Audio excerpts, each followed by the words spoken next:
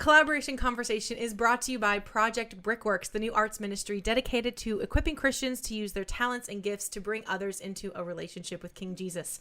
We created the collaboration conversation as a way for Christians to share about their upcoming projects and how they are using the gifts and talents that God has given them. Today, I am so excited to have my friend, one of my very newest friends, Sydney Guerrette, with us from Be the Change Youth Initiative. We both attend church together. Thank you so much for being here. Thanks for having me. I'm excited. We are so excited to have you. And hi to you, Sydney. We've met once before, but I wanted to just say hi, at least virtually. And we'll start off with having you just share for our listeners a little bit about yourself and your family. Yeah, so I am 19. I'm the founder of Be the Change Youth Initiative and a singer-songwriter along with my brother. We do music on the road together. And we are originally from Portland, Maine. We lived in an RV for about a year, and then we moved to Chattanooga right before COVID-19 hit. And now crazy. You're here. I know that's now I'm here. Yeah, I know that was, that's a point that your parents make in y'all's story, is that you didn't have any plans on ending up here, but then the world shut down. What was that transition like for your family? I mean, I know you guys are still kind of going through it, but what was that like when God, all of the plans that you thought that God had put on your heart had just stopped? Yeah, I feel like we're still in this, I feel like we've been in this waiting for a very long time. We lived in Raccoon Mountain, the RV park there, for about a month in February before we actually moved into our apartment in downtown Chattanooga. So during that period, we were kind of just like, I have no idea what we're doing. What is God doing? Why are we here? I mean, we don't even know anyone in Chattanooga. It didn't make sense. So a lot of confusion. Still trying to figure everything out. Well, now, Sarah knows you obviously much better than I do. Do you have other siblings besides your brother? Yeah, so Braden's 16, Piper, she is 13, and then Holden's 9. And Piper's turning 14 tomorrow, actually. Happy birthday. Yay. Yeah. So how are they homeschooled, or did you guys sign up for school, or how did that all work? All of them are homeschooled. My sister went to public school for a couple years before we hit the road and lived in the RV. So since then, they've all been homeschooled. That's helpful. Very helpful. That's good, because your mom's really smart, so that's great. She can teach them. Well, and we've talked about this quite a bit. And as you know, our mission here at Project Brickworks and with the collaboration conversation is all about talents and gifts and figuring out what those are and in what capacity you can use them to share the good news of Jesus. So obviously music is something that has just been with you for so long. But we'd love to hear more about how you have cultivated that talent that God gave you, but then also what are some of your other talents and gifts that maybe we don't know about?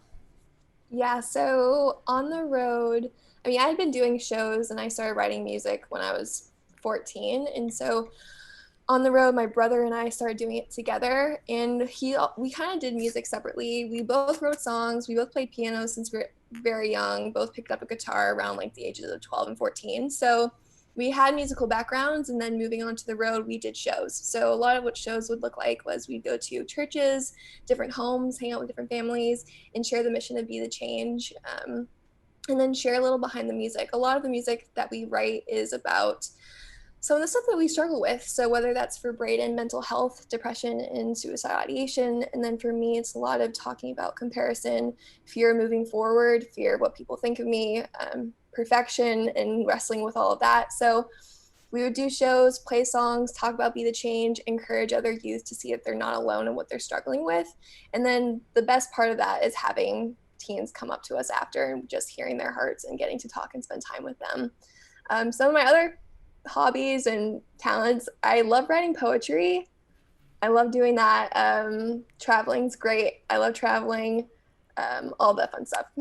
Yeah, that's awesome. And I think it's really, really cool that not only are you using your talents and your gifts musically to share good messages, but you're also using your personal experiences, the trials that God has brought you through, and you know what I'm saying? Like, yeah. To also, all of that together is just a really, really, really cool combination. Amen. Well, speaking of Be the Change, can you tell us a little bit more about that, how it got started, how God brought you to it, and what you guys are doing now in your relaunch? So Be the Change started when I was the idea kind of came along when I was 15.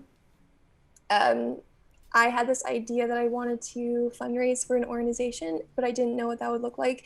And my parents always encouraged me to, like, for our birthdays, for example, we've grown up giving away donations on birthdays instead of asking for presents, having birthday parties. We would do it at animal shelters, around McDonald House. So we've always kind of grown up in this way of like, how do we give back to the community? Very cool. So for my 15th birthday, I wanted to find an organization to raise money for on my own. So I talked to my parents, and they were like, well, we used to be wish granters for the Make-A-Wish Foundation, and they were actually wish granters when my mom was pregnant with me. So I was like, that's a perfect idea. Like, I would love to do that. I found out how much it would cost to grant a wish in the state of Maine, and it was $7,000. And I was 14 at the time, and I was like, there's no way. I didn't have a job. How am I going to do this by myself? And so I asked a bunch of my friends to help me with the fundraising, and some of them ran 5Ks. My friend, she designed a t-shirt. Another one of my friends, we wrote a song and sold it on Bandcamp. Others did like bake sales and cleaning around the house. Wow. So all that kind of came together in 6 months, and we finished raising the $7,000. And then I was like, oh, what if we could do this more? Like, what would it look like to just encourage other teens to see that they have gifts and talents that they're able to use to help other people? And so a couple months later, we went through some really difficult things with our church. I had a lot of people, specifically a youth pastor, belittle my gifts and say that I was a kid, I didn't know anything, like he was the boss in the situation, like he's going to make the decisions. And so because of that, I was like, I want to create a space where I'm able to say that teens need to be seen. They need to know they can make a difference, and by using their gifts and talents that God's given them. And so that's where the idea first came for Be the Change. Yeah. And now, since we've been on the road and since we've had shows where Braden shared about his struggles, there was a teen in one of the shows on the RV after Braden shared his story for the first time, who came up to us, and she said, like, I tried committing suicide a week prior to the show. She shared that story with me. And because of that, our family kind of sat down. We were like, something needs to change. This direction needs to change. Obviously, this happened for a reason. So what do we need to do? And so now the direction for Be the Change is more of the importance of listening to people's stories, extending compassion, showing that there's power in sharing your story. And then what are you going to do with that? How are you going to take action? How are you going to make a difference in other people's lives? Amen. I love that. Oh, that's so fantastic. Well, so what does your relaunch look like? I think it's coming up in the next few weeks. Yeah, so we're relaunching February 15th, and that means we're going to have like the new website up. We're going to have content, whether that's resources for parents and teens, like how can you make a difference in your communities, podcasts. So we're going to talk about things that we've talked about on the road. Some difficult things like mental health, like how do we start conversations about that? Really just kind of underline the importance of sharing your stories, because once you share your stories, you're able to let people know that you're not alone.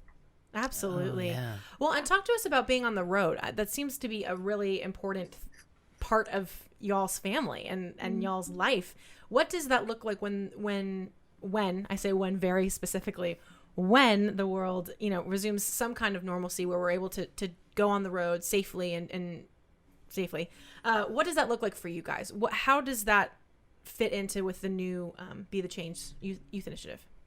So a lot of what we did before COVID-19, we did shows, and that was mainly what we focused on, was having that personal connection in relationship, like building community in that way. Because I feel like it's something different where you can have a bunch of different content and you can talk specifically with one person and hear their story. But I think it's completely different when you do it in front of a bigger group, or like even a smaller group. We would do it and play in front of 4 people, and sometimes we play in a group of like 50, and it always depended. But I think a big part of it was just having those shows and being able to share our stories and share the mission to Be the Change, and having that was a huge part of what we did. So being able to go on the road again is going to be a huge part of this next step. What is the best way for people to get involved with you guys and what y'all are doing at Be the Change? So one way that you can learn more about what we're doing is the website.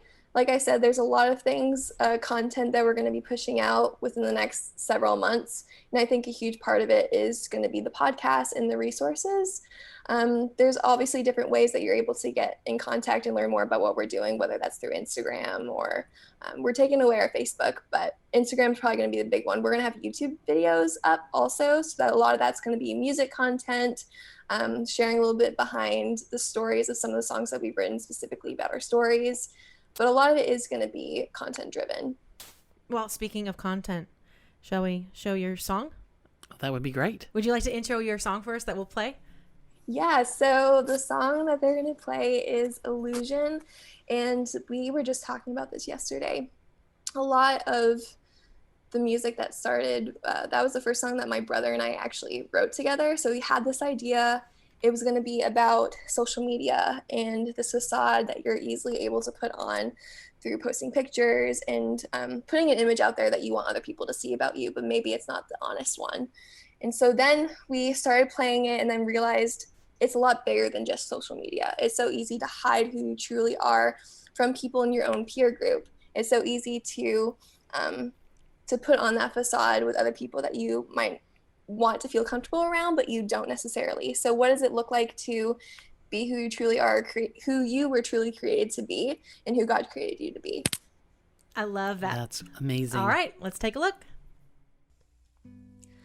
Realize now you're hiding in plain sight. Lies drawn out across the line. Take a step back, confront yourself. Cowering under the door.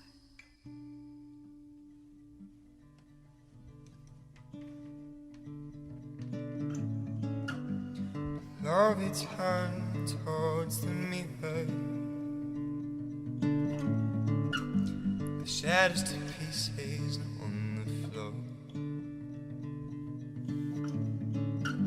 You cannot hold yourself together. Illusion fades. So recognize.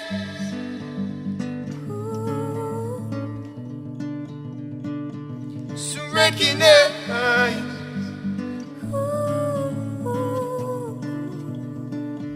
So recognize.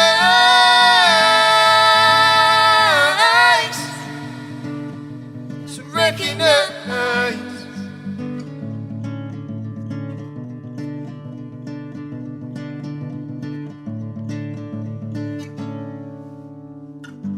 Contain all things related to emotions.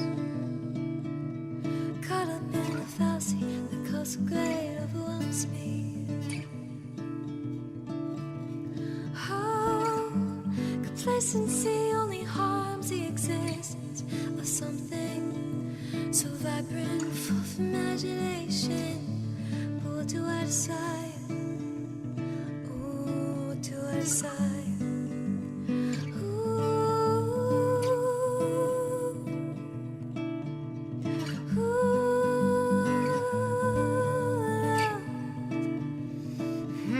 The choices of yours to make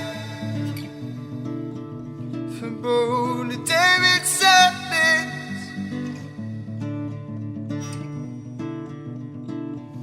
As everything collapses right in front of me.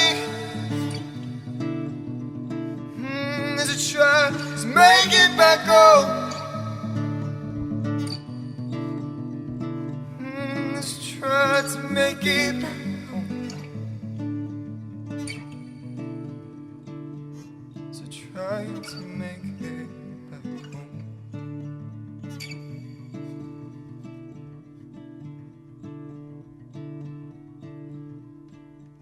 So recognize to make it back home. And if I recognize, I'll make it back home. So recognize where I went wrong. And if I recognize, I'll make it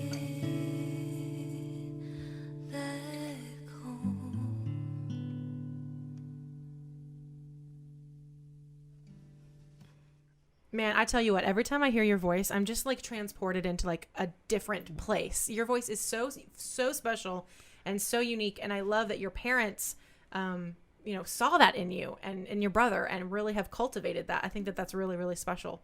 And I love to see how you're using your gifts and talents for God's glory. Yeah, it's kind of a big deal to me, especially when talking with the older adults about, we call it train up a child, from the Bible, and that they just need to be paying attention. And obviously your parents have done a spectacular job of that, really encouraging you in your gifts and to encourage you to, to pursue changing your world. So that's awesome. Fantastic.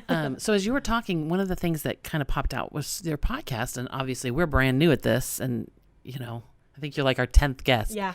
But so who are you going to have on? And is it going to be weekly or, what's kind of your plan for your podcast? Yeah, so the whole idea is really kind of underscoring the importance of listening to people, even though you might disagree with them, but how that can be a catalyst for positive change in this world.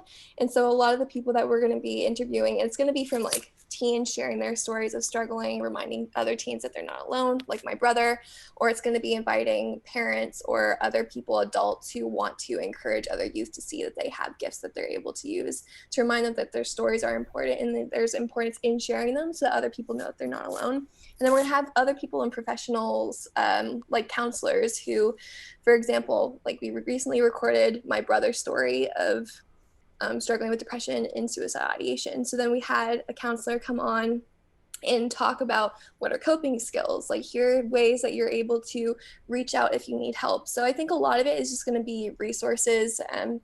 That's like a huge part of my heart too, is not only just sharing the stories, but how can we help people and what they're struggling with. That's amazing. Yeah. Oh my gosh. Yeah, absolutely. Good for you guys. Well, so I know just from, I think it was a conversation I had with your mom, you're going to be collaborating with maybe some other organizations or some other things that are coming up. Do you have some plans in the works? So we have 2 different plans. One of them, if everything with COVID kind of settles down and it's safe to travel again, we'll be going on tour with Marcus McFalling from Reach One. And so what he wants to do is really just go to different schools and encourage a generation to see that there's importance in sharing your story and knowing that you're not alone in what you're struggling with. He shares his story with having an opioid addiction and how God had brought him out of that.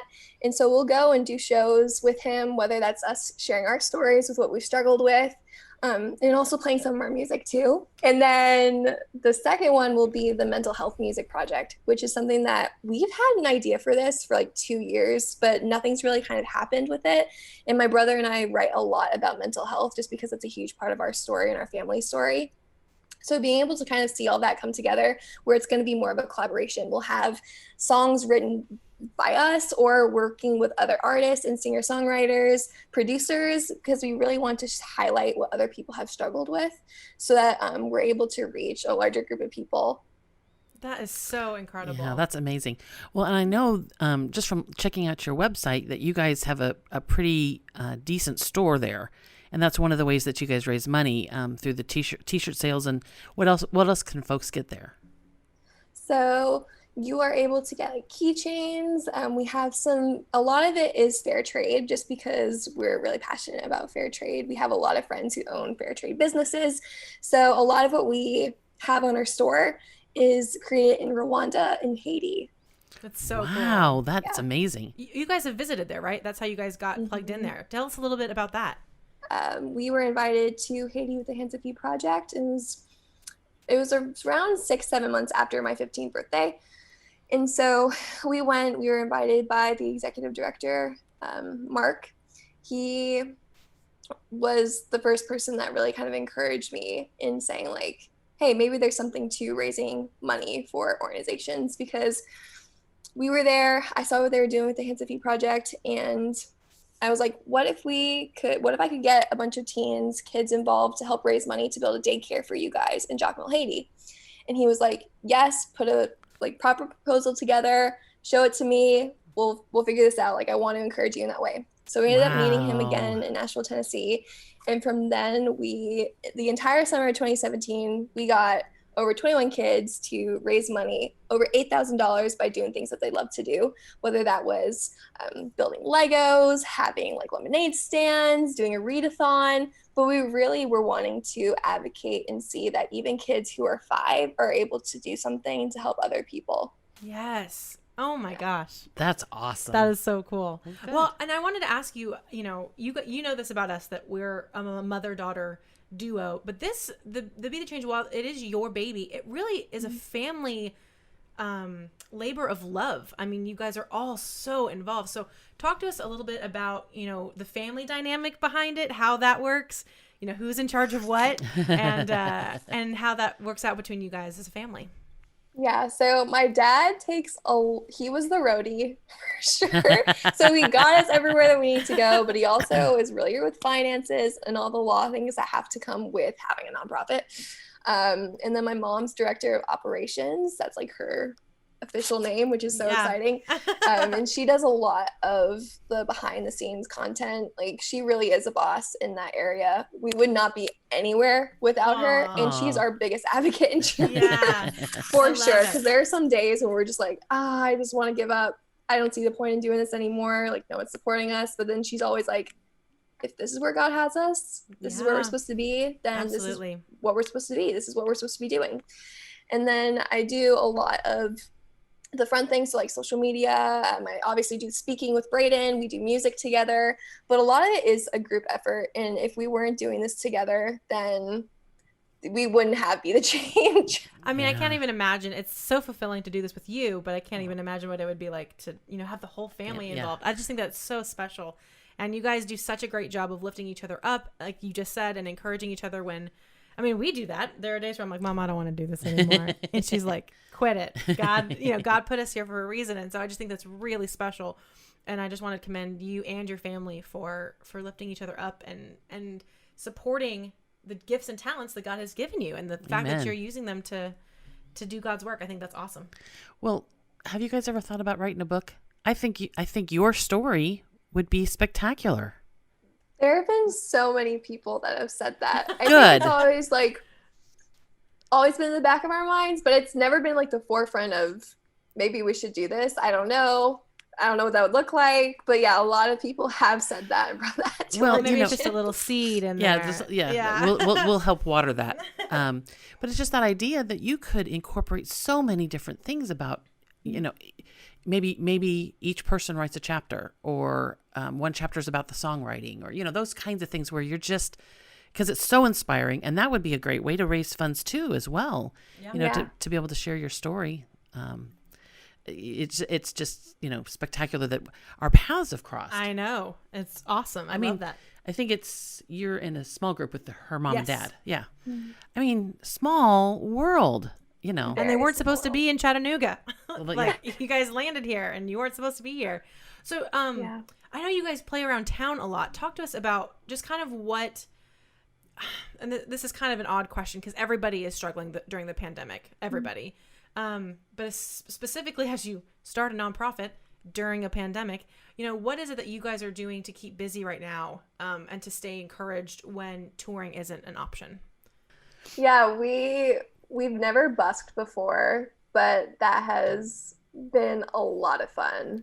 Just being able to go to open spaces and play songs that we love, whether that's Radiohead, Coldplay, some songs that we've written. But yeah, I think just having that practice for sure has been really good, just because we can't do shows. Yeah. And that's one way that we're able to kind of stay in the groove with things and be safe at the same time. But yeah, having people kind of come along with you, like Trey, is so much fun, and that community is so important.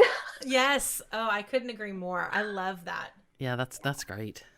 So I was talking to your mom about your story, and you guys have just been all over the map, which is just really cool. And I love all of the different places that God has called you to be.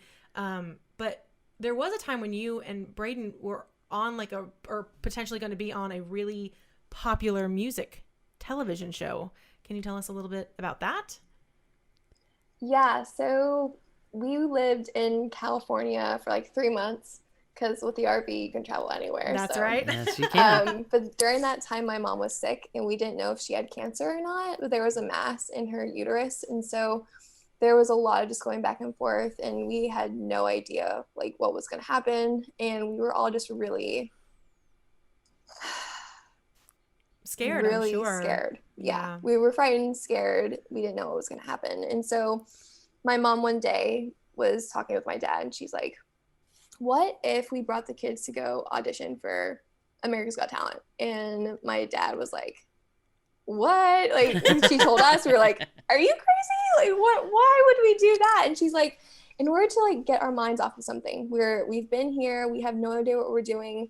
We were doing a couple of shows, but even that, it was a lot of just radio silence. You get 99 no's, 1 yes, like, Yep, you know, so totally.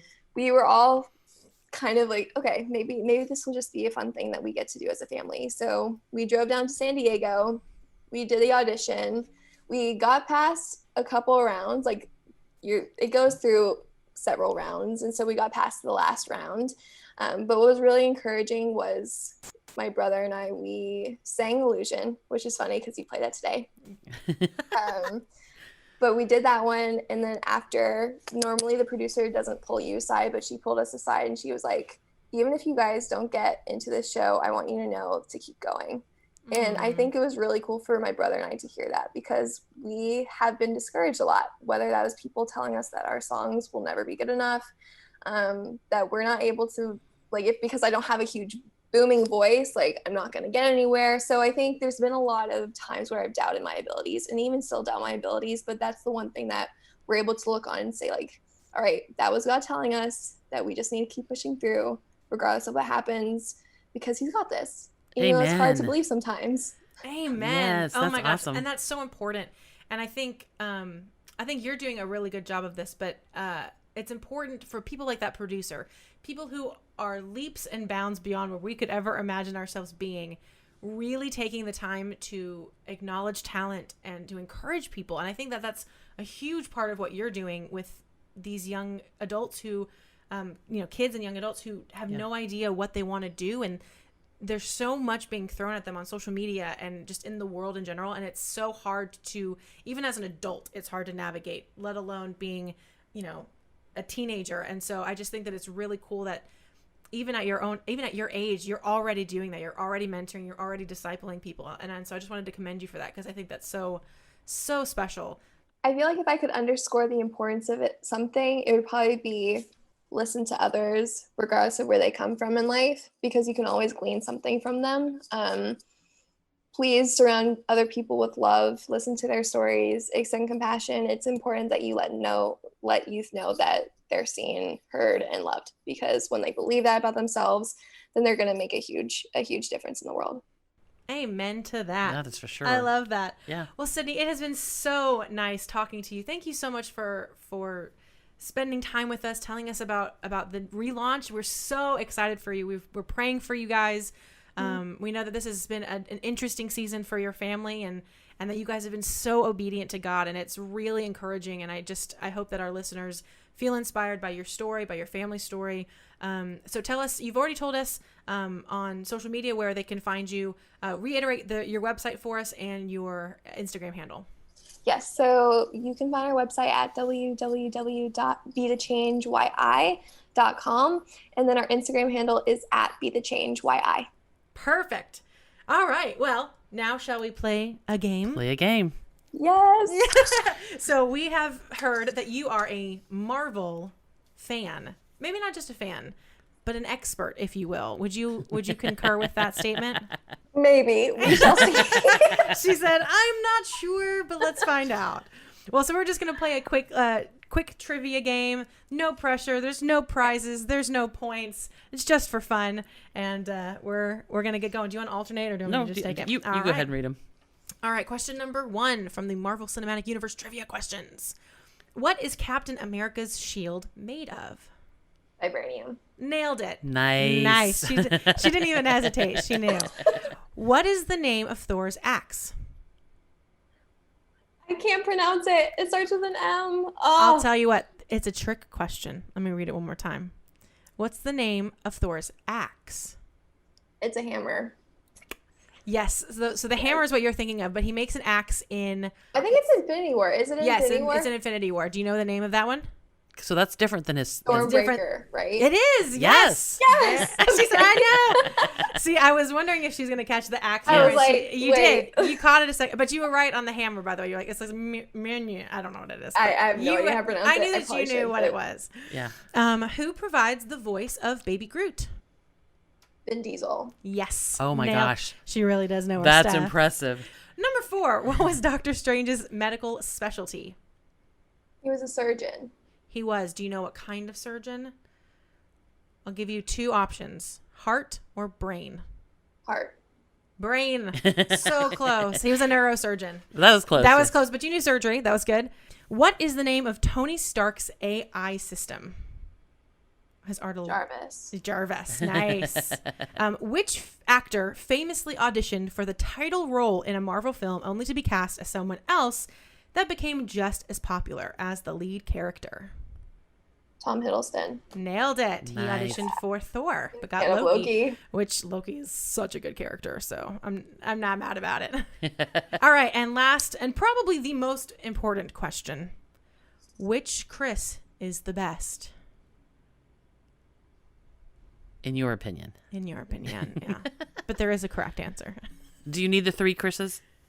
No, it's Evans. I'm sorry. See, and I would agree. I'm a big Evans fan. That's awesome. I love it. Well, Sydney, thank you so much for joining us. This has been so much fun. I love you. I love your family. We love what you guys are doing, and we are so excited to partner with you. And we don't know what that's going to look like yet, but we hope that someday we do get to partner with you guys.